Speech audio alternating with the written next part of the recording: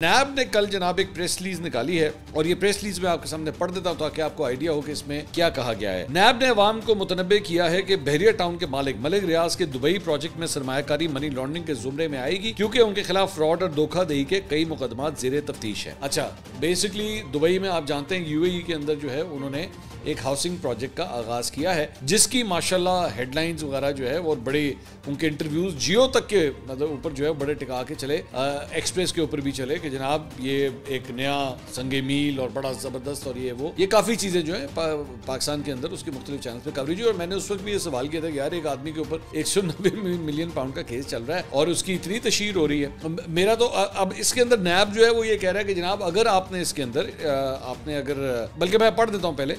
नैब के पास इस बात के सबूत शवाहिद मौजूद है कि मलिक रियाज और उनके साथियों ने बहरिया टाउन के नाम पर कराची, तख्तपड़ी, रावलपिंडी और न्यू मरी में सरकारी बल्कि निजी राजी पर बगैर एनओसी कब्जा किया। मलिक रियाज ने बगैर इजाजतनामे के हाउसिंग सोसाइटीज कायम करते हुए लोगों से अरबों रुपए का फ्रॉड किया है। मलिक रियाज ने बहरिया टाउन के नाम पर पेशावर और जामशोरों में भी जमीनों पर नाजायज कब्जे करके और बगैर एनओसी की हाउसिंग सोसाइटीज कायम की। मलिक रियाज अब भी लोगों से धोखाधड़ी के जरिए भारी रकूम वसूल कर रहा है।